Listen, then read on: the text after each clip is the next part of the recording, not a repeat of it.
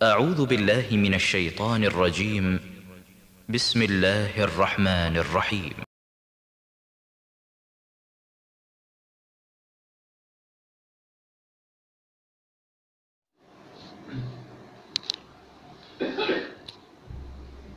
بسم الله الرحمن الرحيم.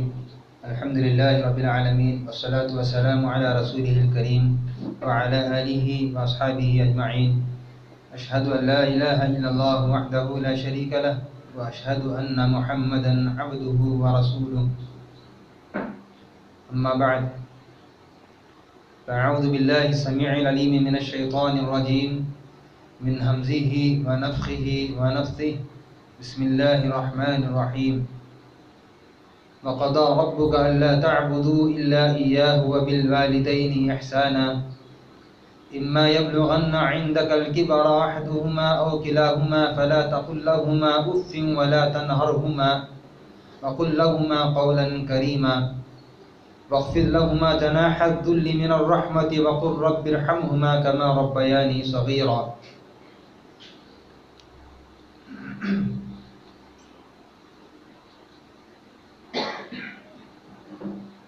محترم حاضرین،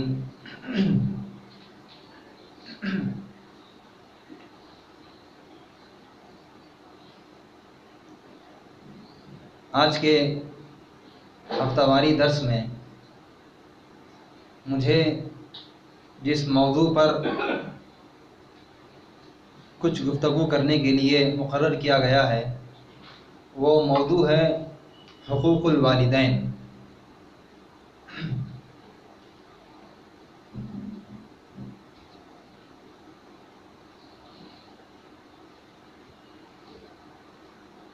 اسلام ایک ایسا دین ہے جس نے زندگی کے تمام شعبوں میں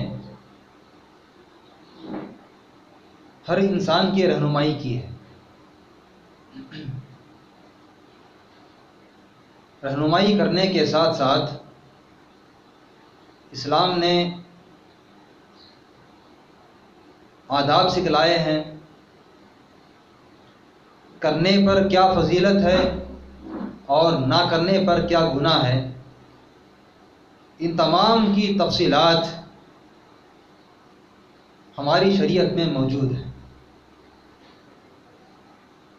دوسری جتنی بھی شریعتیں ہیں، تمام کے تمام شریعتوں کا اگر مطالعہ کیا جائے تو ہمیں پتہ چلے گا کہ بعض شریعتوں میں صرف اعمال کے بجا لانے پر خوشخبری سنائی گئی ہے، اور دنیا میں بعض مذاہب ایسے بھی پائے جاتے ہیں جن کے یہاں صرف اور صرف سزا، عقاب اور اپنے آپ کو تھکانا ہی مقصود ہے. بہت سارے ایسے ادیان ہیں جو دنیا میں پہلے پائے گئے، ختم ہو گئے، اور بعض آج بھی ایسے ادیان موجود ہیں جن کے یہاں افراط اور تفریط ہے. کسی مذہب میں بہت زیادہ افراط سے کام لیا گیا ہے، بہت زیادہ زیادتی سے کام لیا گیا ہے، تو بعض مذاہب ایسے ہیں جن میں بالکل تفریط سے کام لیا گیا ہے. دنیا کا واحد اسلام ایسا مذہب ہے جس میں اعتدال قائم ہے اور اعتدال کو پسند بھی کرتا ہے ہر معاملے. اسی طرح والدین کے حقوق کے ساتھ بھی اسلام ہمیں ایسی رہنمائی کرتا ہے کہ والدین کی اطاعت پر کیا ثواب ہے، اور اگر ہم والدین کی اطاعت نہیں کریں گے، والدین کے ساتھ اچھا سلوک نہیں کریں گے تو اس کے لیے کیا سزا ہے، اس کی بھی اللہ تعالیٰ نے رہنمائی کی ہے، اور احادیث مبارکہ میں رسول اللہ صلی اللہ علیہ وسلم نے رہنمائی کی. آج میں اسی حقوق الوالدین پر آپ کے سامنے قرآن و حدیث کی روشنی میں کچھ باتیں میں بیان کرنے کی کوشش کروں گا. اللہ تعالیٰ سے دعا ہے کہ اللہ تعالیٰ جن کے بھی والدین یا والدین میں سے کوئی باحیات موجود ہیں ان کی زندگی بھر حسن سلوک کے ساتھ خدمت کرنے کی توفیق عطا فرمائے، اور جن کے والدین یا دونوں میں سے کوئی اس دنیا میں موجود نہیں ہے اور ان کی وفات توحید کی حالت میں بھی ہے، تو اللہ تعالیٰ ان تمام کو جنت الفردوس کا مقام عطا فرمائے۔ قرآن مجید کا اگر ہم مطالعہ کریں تو اللہ تعالیٰ نے قرآن مجید میں جہاں کہیں بھی یا اکثر مقامات پر توحید کا تذکرہ کیا ہے، توحید کے ساتھ ساتھ یا توحید کے فوراً بعد، اللہ تعالیٰ کی عبادت کے فوراً بعد اللہ تعالیٰ نے والدین کے ساتھ حسن سلوک کا تذکرہ کیا ہے۔ اسی سے والدین کے ساتھ حسن سلوک کی کتنی اہمیت ہے ہم اندازہ لگا سکتے ہیں۔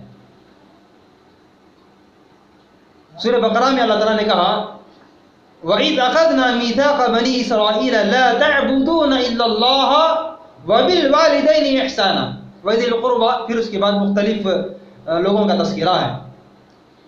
ہم نے بنی اسرائیل سے اس بات کا عہد و پیمان لیا کہ لا تعبدون الا اللہ، کہ تم اللہ تعالیٰ ہی کی عبادت کرو گے، وبالوالدین احسانا، اور والدین کے ساتھ حسن سلوک سے پیش آؤ گے، اچھے طریقے سے پیش آؤ گے۔ یہاں بھی دیکھیے لا تعبدون الا اللہ وبالوالدین احسانا، اللہ تعالیٰ نے سب سے پہلے اللہ تعالیٰ کے ساتھ عبادت کرنے کا حکم دیا بنی اسرائیل کو، اس کے فوراً بعد وبالوالدین احسانا کہا، والدین کے ساتھ حسن سلوک کرو۔ ایک اور جگہ سورۃ الاسراء، سورہ بنی اسرائیل میں اللہ تعالیٰ نے، جو کہ میں نے خطبہ مسنونہ کے بعد آیت پڑھی، اس میں بھی اللہ تعالیٰ کہتا ہے، یہ آیت انشاءاللہ میں اس آیت کے تعلق سے بہت ساری باتیں کہوں گا۔ وَقَضَىٰ رَبُّكَ أَلَّا تَعْبُدُوا إِلَّا إِيَّاهُ وَبِالْوَالِدَيْنِ إِحْسَانًا، یہاں پر بھی دیکھیے اللہ تعالیٰ کہتا ہے کہ تمہارے رب کا یہ فیصلہ ہے، تمہارے رب نے فیصلہ کیا ہے اللہ تعبدوا الا اللہ الا ایاہ، کہ تم اسی کی عبادت کرو گے، وبالوالدین احسانا، اور تمہارے رب نے یہ بھی فرض کیا ہے، یہ بھی فیصلہ کیا ہے کہ والدین کے ساتھ احسان کرو گے۔ یہاں بھی دیکھیے اللہ تعالیٰ نے اپنی عبادت کے ساتھ والدین کے ساتھ حسن سلوک کا تذکرہ کیا۔ پھر سورہ نساء میں بھی اللہ تعالیٰ نے کہا وَاعْبُدُوا اللَّهَ وَلَا تُشْرِكُوا بِهِ شَيْئًا وَبِالْوَالِدَيْنِ احسانا، یہاں پر بھی دیکھیے اللہ تعالیٰ نے کہا اللہ تعالیٰ کی عبادت کرو، اس کے ساتھ کسی کو شریک مت کرو، وَبِالْوَالِدَيْنِ احسانا، اور والدین کے ساتھ حسن سلوک کرو۔ پھر اس کے بعد دوسرے لوگوں کا تذکرہ وَبِذِي الْقُرْبَى وَالْيَتَامَى وَالْمَسَاكِينِ وَالْجَارِ ذِي الْقُرْبَى وَالْجَارِ الْجُنُبِ، یتیموں کے ساتھ، رشتہ داروں کے ساتھ، مساکین کے ساتھ، پڑوسوں کے ساتھ اچھا سلوک کرو۔ لیکن سب سے پہلے جب حسن سلوک کا تذکرہ ہوا تو اللہ تعالیٰ نے والدین کا تذکرہ کیا۔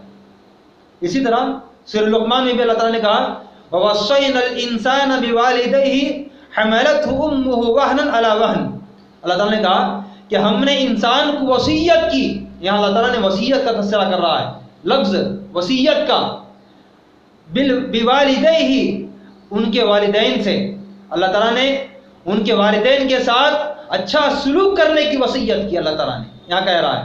تو اس طرح اللہ تعالیٰ نے جتنے بھی آیتیں بیان کی ہیں، تمام آیتوں میں دیکھیے سورہ عنکبوت میں اللہ تعالیٰ نے روپ کو بدل دیا۔ سب سے پہلے اللہ تعالیٰ نے سورہ عنکبوت میں والدین کے ساتھ حسن سلوک کا تذکرہ کیا، پھر اللہ تعالیٰ اپنی عبادت کا تذکرہ کیا۔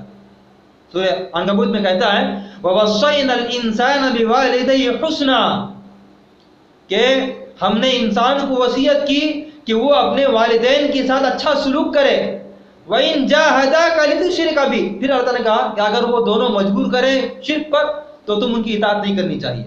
تو جتنی بھی آیتیں ہیں اللہ تعالیٰ نے اپنی عبادت کے ساتھ والدین کے ساتھ حسن سلوک کا تذکرہ کیا۔ اسی سے اندازہ لگائیں اس تمام آیتوں کی روشنی میں مفسرین ایک مسئلہ عرض کرتے ہیں کہ اللہ تعالیٰ یہاں اپنی عبادت کے ساتھ والدین کا تذکرہ کیوں کیا ہے؟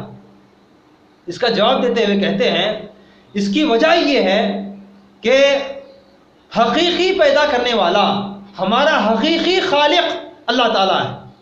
اللہ تعالیٰ ہی کی مرضی سے، اللہ تعالیٰ کی مشیت سے ہی ہم اس دنیا میں وجود میں آئے ہیں، اور پھر مسبب الاسباب، مسبب اللہ تعالیٰ نے کسی کو بنایا دنیا میں آنے کا تو وہ والدین ہیں۔ اسی لیے اللہ تعالیٰ نے اپنی عبادت کے بعد کسی کا تذکرہ کیا تو والدین کا تذکرہ کیا۔ اب چلیں والدین کے ساتھ حسن سلوک کیسے ہونا چاہیے، والدین کے حقوق کیسے ادا کرنا چاہیے، اس کے لیے سورۃ الاسراء کی، سورہ بنی اسرائیل کی آیت بڑی پیاری ہے۔ انشاءاللہ اسی آیت کی روشنی میں ہم حقوق الوالدین کو جاننے کی کوشش کریں گے۔ اللہ تعالیٰ کہتا ہے وَقَضَىٰ رَبُّكَ أَلَّا تَعْبُدُوا إِلَّا إِيَّاهُ وَبِالْوَالِدَيْنِ إِحْسَانًا، تمہارے رب نے فیصلہ کیا ہے کہ تم اللہ تعالیٰ ہی کی عبادت کرو اور والدین کے ساتھ اچھا سلوک کرو۔ والدین کے ساتھ احسان کیسے ہونا چاہیے، والدین کے ساتھ حسن سلوک کیسے ہونا چاہیے، اچھا برتاؤ کیسے ہونا چاہیے، اس کا تذکرہ اس آیت میں کیا گیا ہے۔ وَبِالْوَالِدَيْنِ إِحْسَانًا کہا اللہ تعالیٰ نے، پھر بعد کی آیتوں میں احسان کیسے ہو، اچھا سلوک کیسے ہو، اس کی وضاحت خود اللہ تعالیٰ قرآن مجید میں کرتا ہے۔ کہتا ہے اِمَّا يَبْلُغَنَّ عِنْدَكَ الْكِبَرَ أَحَدُهُمَا أَوْ كِلَاهُمَا، اگر تمہارے پاس ان دونوں میں سے کوئی یا دونوں کے دونوں، والدین میں سے کوئی ماں یا باپ یا ماں باپ دونوں بڑھاپے کو پہنچ جائیں، اِمَّا يَبْلُغَنَّ عِنْدَكَ الْكِبَرَ، تمہارے پاس والدین بڑھاپے کو پہنچ جائیں یا والدین میں سے کوئی۔ یہاں مفسرین کہتے ہیں، تفسیر بیان کرتے ہوئے کہتے ہیں کہ یہاں اللہ تعالیٰ خصوصاً بڑھاپے کا تذکرہ کیوں کر رہا ہے؟ کیا صرف والدین بڑھاپے میں ہی حسن سلوک کے محتاج ہیں؟ کیا ایسی بات ہے کہ صرف بڑھاپے میں محتاج ہیں حسن سلوک کے، ہمیشہ نہیں ہے؟ تو اس کا جواب دیتے ہوئے مفسرین کہتے ہیں کہ ایسی بات نہیں ہے۔ یہاں بڑھاپے کا خصوصی طور پر تذکرہ یہاں اس لیے کیا جا رہا ہے کیونکہ والدین بڑھاپے میں زیادہ حسن سلوک کے محتاج ہوتے ہیں، ورنہ جب والدین جوان ہوں، ادھیڑ عمر کے ہوں، چلنے پھرنے کے لائق ہوں، اپنے کام خود کر لیتے ہوں، تب بھی وہ حسن سلوک کے محتاج ہیں۔ ایسی بات نہیں ہے کہ جب وہ جوان ہیں یا ادھیڑ عمر کے ہیں، اپنا سب کچھ کام وہ خود کر لیتے ہیں تو تب حسن سلوک کی ضرورت نہیں ہے، ایسی بات نہیں ہے، بلکہ تب تو محتاج ہیں، لیکن جب وہ بڑھاپے کی عمر کو پہنچ جائیں، جب ان سے کوئی کام نہ بن پائے، جب ان کے اندر چڑچڑاپن آ جائے، جب وہ دوسروں کے محتاج ہو جائیں، ان کی اولاد کے محتاج ہو جائیں، تب حسن سلوک کے زیادہ محتاج ہیں۔ اسی لیے یہاں اللہ تعالیٰ خصوصاً والدین کے ساتھ بڑھاپے کی عمر میں حسن سلوک کا حکم دے رہا ہے۔ اِمَّا يَبْلُغَنَّ عِنْدَكَ الْكِبَرَ أَحَدُهُمَا أَوْ كِلَاهُمَا۔ پھر حسن سلوک کیسے ہو، حسن سلوک کیسے ہو، خود اللہ تعالیٰ کہتا ہے فَلَا تَقُلْ لَهُمَا أُفٍّ، تو تم ان دونوں سے اف تک مت کہو، اف تک مت کہو۔ عربی میں اف کہتے ہیں معمولی بات پر جھڑکنے کو، معمولی بات پر جھڑکنے کو اف کہتے ہیں۔ تو جب معمولی بات پر جھڑکنا ہمارے لیے جائز نہیں ہے تو بڑے امور پر والدین کے ساتھ برا سلوک ہمارے لیے کیسے جائز ہو سکتا ہے؟ فَلَا تَقُلْ لَهُمَا أُفٍّ، ان دونوں کو اف تک مت کہو۔ وَلَا تَنْهَرْهُمَا، اور ان دونوں پر جھڑکو مت، ان دونوں پر مت جھڑکو۔ وَقُلْ لَهُمَا قَوْلًا كَرِيمًا، اور ان دونوں سے نرم گفتگو کیا کرو۔ یہاں اللہ تعالیٰ تین چیزوں کا تذکرہ کر رہا ہے۔ پہلی چیز فَلَا تَقُلْ لَهُمَا أُفٍّ، تم اف تک نہ کہو۔ وَلَا تَنْهَرْهُمَا، اور ان پر نہ جھڑکو۔ وَقُلْ لَهُمَا قَوْلًا كَرِيمًا، اور ان کے ساتھ نرم گفتگو کیا کرو۔ تین باتوں کا تذکرہ ہے۔ مفسرین یہاں کہتے ہیں کہ یہاں تین باتیں والدین کے عمر کے تین درجوں پر دلالت کرتے ہیں۔ جب بچہ جوانی کی عمر کو پہنچتا ہے تو جوانی میں بچے کو ایسے محسوس ہونے لگتا ہے کہ اس کے والدین اس کے خلاف ہیں بہت سارے امور میں، چاہے وہ تعلیم کی خواہش میں ہو، بچہ چاہتا ہے کہ میں فلاں کورس لوں، لیکن والدین چاہتے ہیں کہ نہیں تمہارے لیے فلاں کورس مناسب نہیں ہے، فلاں کورس لو۔ فرض کر لیں بچہ چاہتا ہے کہ میں سائنس لوں، لیکن والدین چاہتے ہیں کہ نہیں تجھے سائنس مناسب نہیں ہے، تو کامرس لے۔ یا بچہ چاہتا ہے کہ میں انجینئر پڑھوں، لیکن والدین چاہتے ہیں کہ ڈاکٹر بنے۔ بچہ چاہتا ہے کہ میں انگریزی تعلیم حاصل کروں، والدین چاہتے ہیں کہ نہیں تیرے لیے دینی تعلیم مناسب ہے، تجھ کو مدرسے میں جانا چاہیے۔ یا اور تھوڑی بڑی عمر ہوتی ہے، شادی بیاہ کا مسئلہ آتا ہے، لڑکی کے انتخاب کا مسئلہ آتا ہے، تو لڑکا کچھ چاہتا ہے اور والدین کچھ چاہتے ہیں۔ ایسے موقع پہ اختلاف ہونا لازم ہے، والدین کے درمیان اور بچوں کے درمیان اختلاف ہونا لازم ہے۔ ایسے اختلاف کے موقع پہ بھی جبکہ زندگی کے اہم مراحل طے کرنے ہوتے ہیں، اہم فیصلے طے کرنے ہوتے ہیں، ایسے موقع پہ بھی فلا تقل لهما اف، اف تک مت کہو۔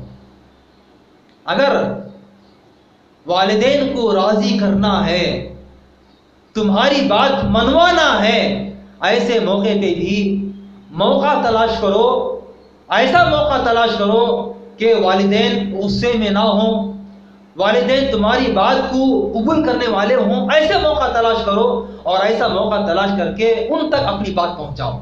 جب وہ بات کر رہے ہوں ایسے موقع پہ ان کی بات کو کاٹ کر تم اگر ان کو ناراض کرنے کی کوشش کرو گے تو یہ کف ہے، فلا تقل لهما اف۔ پھر کہا ولا تنہرہما، ان کو مت جھڑکو۔ علماء کہتے ہیں، مفسرین کہتے ہیں یہاں جو جھڑکنے کی بات ہے ولا تنہرہما، یہ ایک بچے کی شادی بیاہ کے بعد کا مرحلہ ہے، دوسرا مرحلہ ہے۔ شادی بیاہ کے بعد جب لڑکا شادی کرتا ہے اور عورت کو اپنے گھر میں لاتا ہے، بیوی بنا کر گھر میں لاتا ہے، تو عموماً ایسے ہوتا ہے کہ والدین بہت سارے امور میں لڑکی کی بنا پر یا لڑکے کی بنا پر خلاف ورزی ہو بیٹھتی ہے، کچھ باتیں ان بن ہو بیٹھتی ہیں، کچھ باتیں ناپسندی کا اظہار کی باتیں ہو بیٹھتی ہیں۔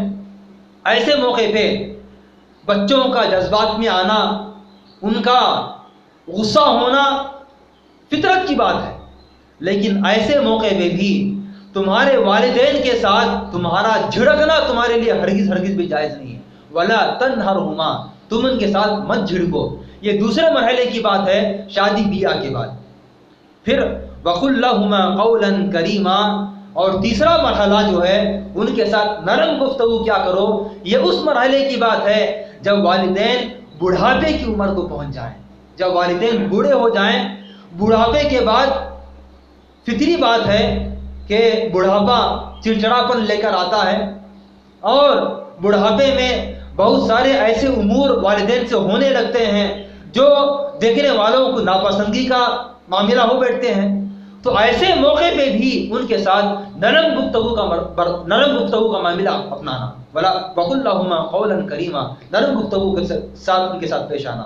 تو یہ آیت بڑی اہم آیت ہے۔ اس آیت میں اللہ تعالیٰ نے والدین کے ساتھ کیسے حسن سلوک کرنا چاہیے اس بات کا تذکرہ ہوا۔ اتنا ہی نہیں بلکہ مزید اللہ تعالیٰ نے بعد کی آیت میں کہا وَاخْفِضْ لَهُمَا جَنَاحَ الذُّلِّ مِنَ الرَّحْمَةِ، کہا وَاخْفِضْ لَهُمَا جَنَاحَ الذُّلِّ مِنَ الرَّحْمَةِ، کہ تم ان دونوں کے لیے رحمت کے پروں کو بچھائے رکھنا۔ یہاں اللہ تعالیٰ تشبیہ دے رہا ہے ایک پرندے سے، اور وہ پرندہ جس کے بچے ہیں، جس کے چھوٹے چھوٹے چوزے ہیں، ایسے پرندے سے تشبیہ دے رہا ہے۔ ہم دیکھتے ہیں کہ جب پرندے کے انڈے پھوٹ جاتے ہیں اور اس سے بچے آ جاتے ہیں، چوزے نکل آتے ہیں، تو ایسے موقع پہ جب کبھی کوئی مصیبت بچوں کو آتی ہے، کوئی چیل یا کوا بچوں کو لپکنے کے لیے آتا ہے، تب ایک مرغی ہو یا کوئی پرندہ ہو اپنے بچوں کو اپنے پروں کے اندر سمیٹ لیتا ہے، اور یہ سمیٹنا رحمت کی بنا پر ہوتا ہے، شفقت کی بنا پر ہوتا ہے، بچوں کو بچانے کی بنا پر ہوتا ہے۔ تو یہاں اللہ تعالیٰ تشبیہ دے رہا ہے کہ اپنے والدین کے ساتھ جس طرح ایک پرندہ، ایک ماں اپنے بچوں کو شفقت اور رحمت کا برتاؤ کرتی ہے، اسی طرح تمہارے لیے بھی اپنے والدین کے ساتھ رحمت کا برتاؤ کرنا چاہیے، خصوصاً ایسے موقع پہ جب والدین پر کوئی مصیبت آ رہی ہو، ایسے موقع پہ ان کے ساتھ رحمت کا برتاؤ کرنا، شفقت کا برتاؤ کرنا یہ تمہارے لیے بہت ہی ضروری ہے۔ پھر اللہ تعالیٰ نے ایک اور مزید ہدایت کی، ایک اور رہنمائی کی، وہ رہنمائی کیا ہے کہ والدین کے حق میں ہمیشہ دعا کرتے رہو، وَقُلْ رَبِّ ارْحَمْهُمَا كَمَا رَبَّيَانِي صَغِيرًا، اور کہو والدین کے حق میں رَبِّ ارْحَمْهُمَا كَمَا رَبَّيَانِي صَغِيرًا، اے اللہ ان دونوں پر رحم کر جیسا کہ ان دونوں نے جب میں بچہ تھا، جب میں چھوٹا تھا تو ان دونوں نے مجھ پر جیسے رحم کیا تھا، اسی طرح تو ان دونوں پر بھی رحم فرما۔ تو والدین کے لیے ایک اور بڑی رہنمائی کی، جب والدین زندہ ہوں تب بھی وہ دعا کے محتاج ہیں، اور جب والدین وفات پا جائیں، دنیا سے رخصت ہو جائیں، تب بھی وہ دعا کے محتاج ہیں۔ تو ان کے لیے، والدین کے لیے ہمیشہ دعا کرتے رہنا اور کہنا رب ارحمہما کما ربیانی صغیرا۔ ہم جانتے ہیں کہ جب ہم چھوٹے تھے تو والدین نے ہمارے لیے کتنا رحم کا، کتنی شفقت کا برتاؤ کیا۔ ہمارے کپڑے گیلے ہو جاتے تو والدہ خصوصاً کپڑوں کو راتوں کو جاگ کر اور والد اپنا پسینہ بہا کر ہمارے خاطر کما کر لاتا تھا، اور والدہ ہماری تربیت کے خاطر، ہم کو کوئی ٹھنڈی نہ ہو جائے، ہم کو سردی نہ ہو جائے، اس کے خاطر رحم و کرم کا معاملہ کرتے ہوئے انہوں نے ہم کو پالا پوسا۔ تو ایسے ہی اے اللہ تو بھی والدین پر رحم فرما۔ تو یہ آیت بڑی بہترین آیت ہے والدین کے ساتھ حسن سلوک کے سلسلے میں، تو اسی لیے یہ آیت ہمیشہ ہمارے ذہنوں میں ہونا چاہیے۔ پھر اسی طرح حقوق الوالدین کے تعلق سے رسول کریم صلی اللہ علیہ وسلم نے بھی بہت ساری احادیث میں ہماری رہنمائی کی ہے کہ والدین کے ساتھ کس طریقے سے حسن سلوک ہونا چاہیے۔ رسول کریم صلی اللہ علیہ وسلم سے پوچھا گیا، ابن مسعود رضی اللہ عنہ حدیث کے راوی ہیں، کہ سب سے بہترین عمل، اللہ تعالیٰ کو پسند آنے والا عمل، بہت زیادہ پسند آنے والا عمل اللہ تعالیٰ کے نزدیک کون سا ہے؟ ابن مسعود نے پوچھا کہ یا رسول اللہ صلی اللہ علیہ وسلم ای العمل احب الی اللہ، اللہ تعالیٰ کے نزدیک سب سے پسندیدہ عمل، سب سے محبوب عمل، اس عمل کو سب سے زیادہ پسند کرنے والا عمل کون سا ہے اللہ تعالیٰ کے نزدیک؟ اللہ تعالیٰ کون سے عمل کو سب سے زیادہ پسند کرتا ہے؟ قال رسول کریم صلی اللہ علیہ وسلم نے فرمایا الصلاۃ علی وقتها، نماز کو اس کے وقت پر ادا کرنا، یہ سب سے زیادہ اللہ تعالیٰ کو پسندیدہ عمل ہے۔ قال پھر پوچھتے ہیں ابن مسعود ثم ایو، پھر کون سا عمل ہے جو اللہ تعالیٰ کو بہت ہی پسندیدہ ہے؟ قال بر الوالدین، والدین کے ساتھ اچھے طریقے سے پیش آنا، والدین کے ساتھ حسن سلوک کرنا، والدین کے ساتھ اچھا برتاؤ کرنا، یہ اللہ تعالیٰ کو بہت ہی پسندیدہ ہے۔ ثم ای، پھر کون سا عمل؟ قال الجہاد فی سبیل اللہ، اللہ تعالیٰ کے راستے میں جہاد، یہ اللہ تعالیٰ کو بہت ہی پسندیدہ عمل ہے۔ تو اس سے پتہ چلا کہ والدین کے حقوق اگر ہم کریں گے تو ایسی صورت میں اللہ تعالیٰ کو یہ سب سے پسندیدہ عمل ہے والدین کے ساتھ حسن سلوک کرنا۔ پھر اسی طرح والدین کے ساتھ حسن سلوک یہ جنت میں داخلے کا سبب ہے۔ اگر کوئی بھی بچہ اپنے والدین کے ساتھ اچھے سلوک سے پیش آتا ہے تو اللہ تعالیٰ اس کو ضرور بضرور جنت میں داخل کرتا ہے۔ ابو ہریرہ حدیث کے راوی بیان فرماتے ہیں کہ رسول کریم صلی اللہ علیہ وسلم نے بیان فرمایا رغم انفہ، رغم انفہ، رغم انفہ، اس کی ناک خاک آلود ہو، وہ برباد ہو جائے، وہ ہلاک ہو جائے۔ پوچھا گیا من یا رسول اللہ، اے اللہ کے رسول صلی اللہ علیہ وسلم کون ہلاک ہو، کون برباد ہو، کس کی ناک خاک آلود ہو؟ قال رسول کریم صلی اللہ علیہ وسلم نے فرمایا من ادرک والدیہ عند الکبر احدہما او کلیہما ثم لم يدخل الجنہ. مسلم کی روایت ہے، مسلم اور ترمذی کی. رسول کریم صلی اللہ علیہ وسلم نے فرمایا خاک آلود ہو، برباد ہو وہ بندہ جو بڑھاپے میں اپنے والدین کو یا والدین میں سے کسی ایک کو پاتا ہے اور پھر وہ جنت میں داخل نہیں ہوگا، جنت میں داخل نہ ہو، ایسا بندہ برباد ہو، ایسا بندہ خاک آلود ہو، ایسا بندہ برباد ہو جائے. کیا مطلب؟ بڑھاپے میں پانے کا مطلب یہ ہے کہ بڑھاپے میں پائے اور ان کی خدمت کر کے جنت کو حاصل نہ کرے، ایسا بندہ برباد ہو جائے، ایسا بندہ ہلاک ہو جائے. تو پتہ چلا کہ جب والدین بوڑھے ہو جائیں، ایسی صورت میں اگر کوئی بچہ والدین کی خدمت کرتا ہے تو اللہ تعالیٰ اس کو ضرور بضرور جنت میں داخل کرے گا. اس کا دوسرا مطلب یہ ہے کہ اگر کوئی اپنے والدین کو پائے یا والدین میں سے کسی ایک کو پائے اور ان کی خدمت نہ کرے، ان کے ساتھ اچھا سلوک نہ کرے، ان کے ساتھ نرم برتاؤ نہ کرے، تو ایسا بندے کو اللہ تعالیٰ جنت میں داخل نہیں کرے گا. یہ مسلم کی روایت ہے. ایک طرف سے خوشخبری بھی ہے اور دوسری طرف سے اس میں وعید بھی سنائی گئی ہے کہ اگر والدین کے ساتھ حسن سلوک کریں گے تو ایسے بچے جنت میں جائیں گے، اور اگر والدین کے ساتھ اچھا برتاؤ نہیں کریں گے خصوصاً بڑھاپے میں تو ایسے بندے جنت میں داخل نہیں ہوں گے. پھر اسی طرح والدین کے ساتھ حسن سلوک یہ اللہ تعالیٰ کے راستے میں جہاد سے بھی زیادہ افضل ہے. والدین کے ساتھ اچھا برتاؤ کرنا، والدین کے ساتھ اچھے طریقے سے پیش آنا، ان کے ساتھ نرم گفتگو کرنا، نہ جھڑکنا، اف تک نہ کہنا، تو یہ جہاد سے بھی زیادہ افضل عمل ہے. اللہ تعالیٰ کے راستے میں جہاد یہ سب سے افضل عمل ہے، سب سے افضل عمل ہے. یہاں تک کہ ایک جہاد کرنے والا جب شہید ہو جاتا ہے تو اس کا خون زمین میں گرنے سے پہلے اللہ تعالیٰ اس کو معاف کر دیتا ہے. یہ جہاد کی فضیلت ہے. لیکن والدین کے ساتھ حسن سلوک سے پیش آنا یہ جہاد سے بھی زیادہ افضل ہے. حدیث سنیے، عبداللہ بن عمر بن عاص حدیث کے راوی ہیں، بیان فرماتے ہیں کہ ایک بندہ رسول کریم صلی اللہ علیہ وسلم کے پاس آیا اور اس نے کہا کہ میں آپ سے ہجرت اور جہاد پر بیعت کرتا ہوں، کہ میں جہاد کرنا چاہتا ہوں. رسول کریم صلی اللہ علیہ وسلم نے بیان فرمایا هل من والدیک احد حی، کیا والدین میں سے کوئی زندہ ہے؟ والد یا والدہ دونوں میں سے کوئی زندہ ہیں؟ قال نعم بل کلاہما، دونوں میں سے کوئی نہیں بلکہ دونوں زندہ ہیں. اس صحابی نے کہا کہ دونوں زندہ ہیں. قال فتبتغی الاجر من اللہ تعالی، دونوں زندہ رہنے کے بعد بھی کیا تو اللہ تعالیٰ سے اجر چاہتا ہے؟ کیا میرے پاس تو اجر طلب کرنے کے لیے آیا ہے، ثواب حاصل کرنے کے لیے آیا ہے، حالانکہ تیرے والد دونوں زندہ ہیں؟ قال نعم، تو اس نے کہا ہاں میں اجر چاہتا ہوں، میں ثواب چاہتا ہوں اور میں جہاد کرنا چاہتا ہوں. قال فرجع فاحسن صحبتهما، جا اور ان دونوں کے ساتھ اچھا سلوک کر.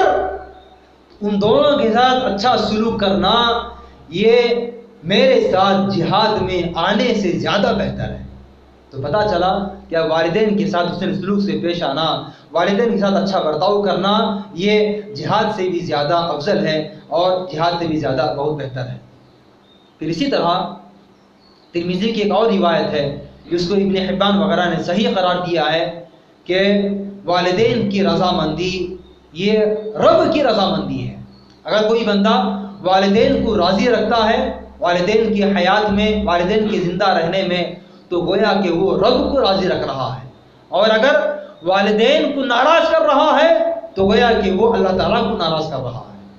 حدیث سنیے، یہ حدیث کے راوی بھی عبداللہ بن عمر بن عاص سے بیان فرماتے ہیں کہ رسول کریم صلی اللہ علیہ وسلم نے ارشاد فرمایا کہ رضا الرب فی رضا الوالدین، رب کی رضامندی والدین کی رضامندی میں ہے. وسخط الرب فی سخط الوالدین، اور رب کی ناراضگی والدین کی ناراضگی میں ہے.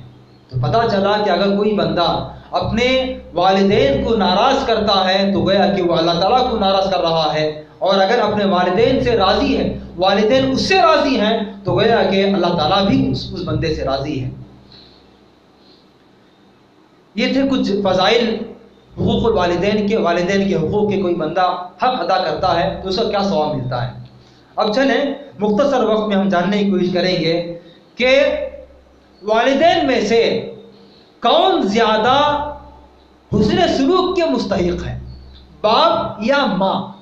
حالانکہ دونوں بھی حسن سلوک کے مستحق ہیں، لیکن دونوں میں سے بھی کون زیادہ حسن سلوک کے مستحق ہیں، باپ یا ماں؟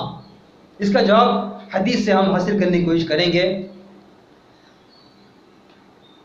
رسول کریم صلی اللہ علیہ وسلم کے سامنے عبداللہ بن مسعود نے پوچھا کہ اللہ کے رسول صلی اللہ علیہ وسلم ای الناس احق بالصحبتی، کہ لوگوں میں سب سے زیادہ حسن سلوک کے کون مستحق ہیں؟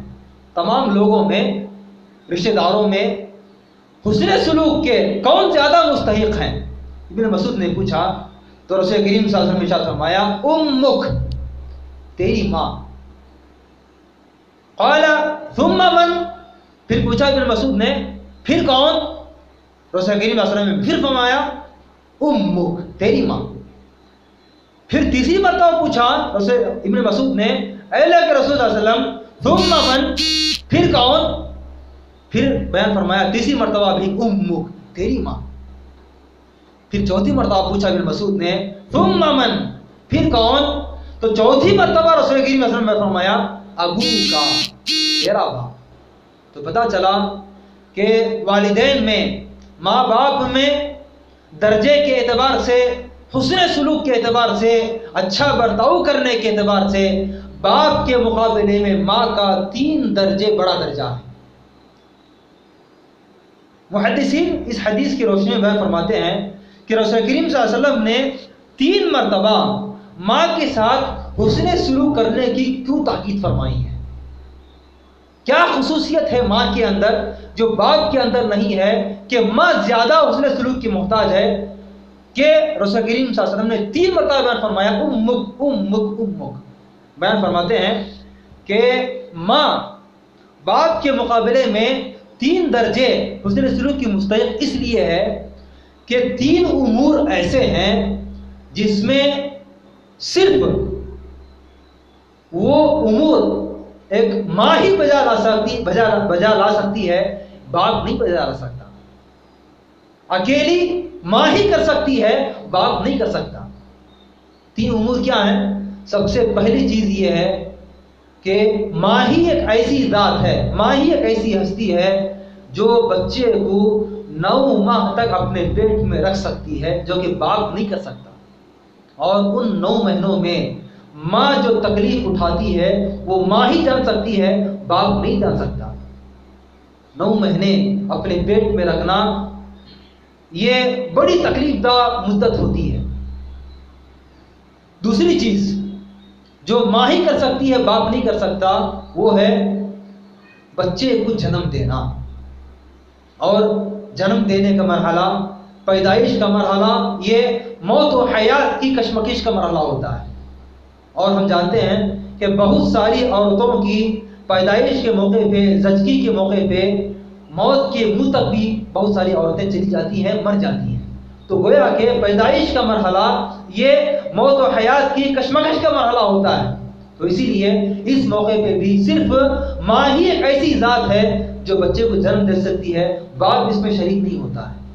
اور پھر تیسری چیز جس میں ماں شریک ہوتی ہے، باپ شریک نہیں ہوتا، وہ یہ ہے دودھ پلانے کا مرحلہ۔ 2 سال تک، 1 مہینہ نہیں، 2 مہینہ نہیں، بلکہ مکمل 2 سال تک ماں اپنے بچے کو دودھ پلاتی ہے، جس میں باپ اس مرحلے میں شریک نہیں ہوتا ہے۔ اسی لیے ان 3 امور کی بنا پر، جو کہ یہ تینوں امور صرف ماں ہی کر سکتی ہے، باپ اس میں شریک نہیں ہو سکتا، اسی لیے رسول کریم صلی اللہ علیہ وسلم نے ماں کو 3 درجے اونچا مقام عطا کیا ہے اور ماں کے ساتھ 3 درجے اسے سلوک کا موقع دیا ہے۔ پھر ایک اور چیز جو یہ حدیث بیان کر کے اپنی بات ختم کروں گا کہ اگر کوئی بچہ اپنے والدین کو پائے یا والدین میں سے کسی ایک کو پائے اور ان کی خدمت کا نہ کرے، تو رسول کریم صلی اللہ علیہ وسلم نے ایسے بندے کے لیے بد دعا پر آمین کہا ہے، اور بد دعا کرنے والے کون ہیں؟ کوئی اور نہیں بلکہ اشرف الملائکہ، ملائکہ میں سب سے اشرف، سب سے معزز فرشتے جبرائیل علیہ السلام ہیں، اور ان کی بد دعا پر آمین کہنے والے لوگوں میں سب سے معزز، لوگوں میں ہی نہیں بلکہ انبیاء میں سب سے معزز سید الانبیاء، سید البشر محمد عربی صلی اللہ علیہ وسلم ہیں۔ اندازہ لگائیں کہ اس بد دعا کا نتیجہ کیا ہوگا۔ بد دعا کیا ہے؟ رسول کریم صلی اللہ علیہ وسلم نے ایک مرتبہ ممبر پر چڑھا، پہلی سیڑھی پر قدم رکھا تو کہا آمین، دوسری سیڑھی پر قدم رکھا تو کہا آمین، پھر تیسری سیڑھی پر قدم رکھا تو کہا آمین۔ اس سے پہلے رسول کریم صلی اللہ علیہ وسلم کئی مرتبہ ممبر پر چڑھ کر خطبہ اور درس دیے ہوئے تھے، لیکن ایسا معمول صحابہ نے کبھی نہیں دیکھا تھا۔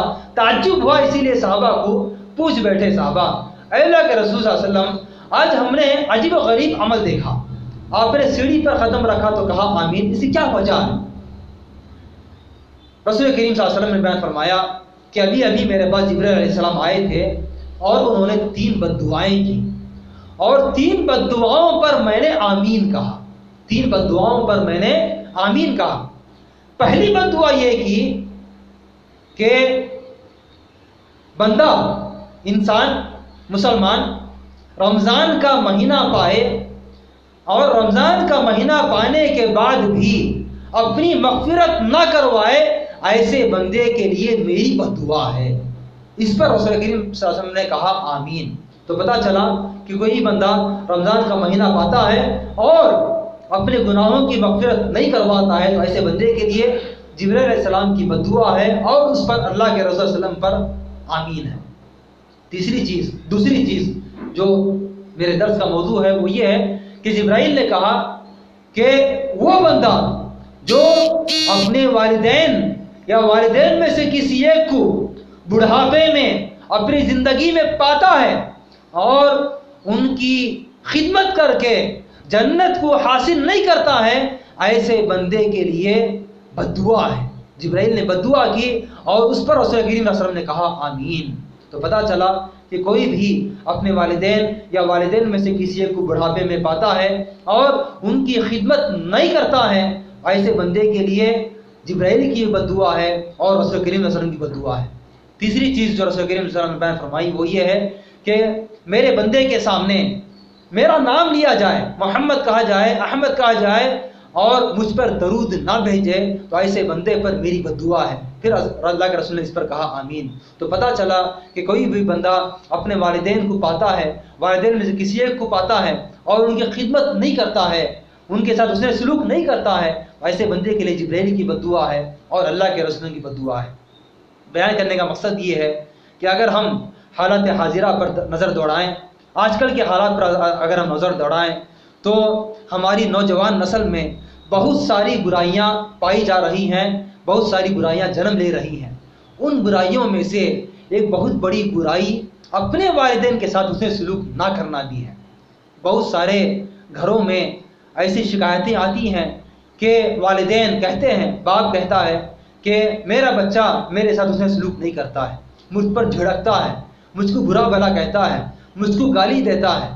یہاں تک کہ بعض گھرانے ایسے ہیں، جہالت کی انتہا ایسی ہے کہ بچے اپنے والدین کو مارتے بھی ہیں، ان کو اپنے گھروں سے باہر نکالتے ہیں۔